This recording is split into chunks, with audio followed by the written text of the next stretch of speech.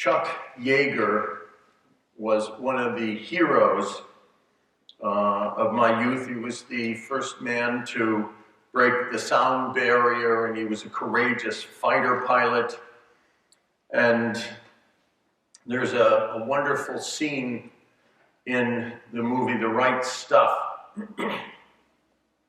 He and his wife are in the remains of an old restaurant bar out in the country. And she says, you know, I knew that when I married a fighter pilot, it was going to be difficult. The Air Force, they do all kinds of things to train you guys. They don't train us. But know this. If you ever turn into one of those guys who sits around talking about what used to be, if you are not a courageous, well, I'm adding now, if you are not a courageous and good man, I will leave you in a heartbeat.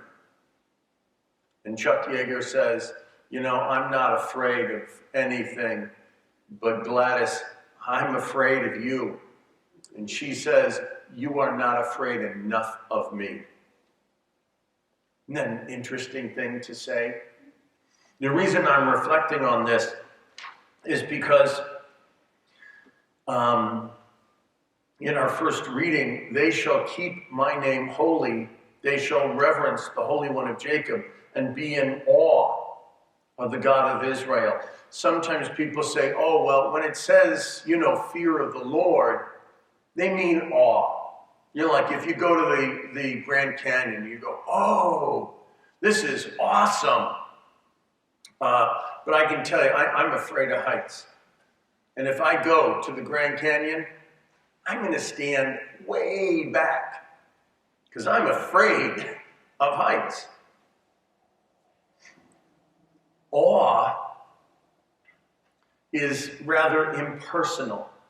This fear of God, which is a good and holy thing, is like that fear which Glennis, I believe is her name, Glennis Yeager said to her husband, you should fear me, not meaning you should stay away, but you should be more dedicated to me.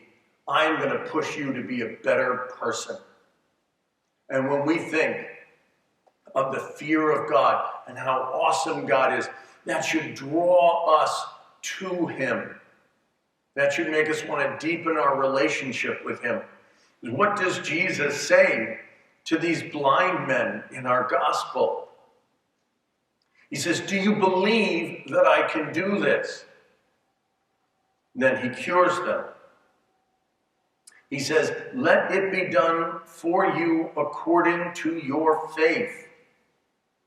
God will give us his gifts. And his plan is to give us everything, but he will only give them according to our faith, to our fear of the Lord, to our reverence for God. But that always has to be something that's drawing us closer. Those blind men followed Jesus, and they came right up to him because they knew they were blind and they wanted to be healed. Do we realize how our sins or how our tepidness of spirit keeps us from the Lord? This is a good time to beg the Lord, Lord, deepen my faith. Lord, deepen my relationship with you. Command me, like Glennis Yeager did. You need to up your game.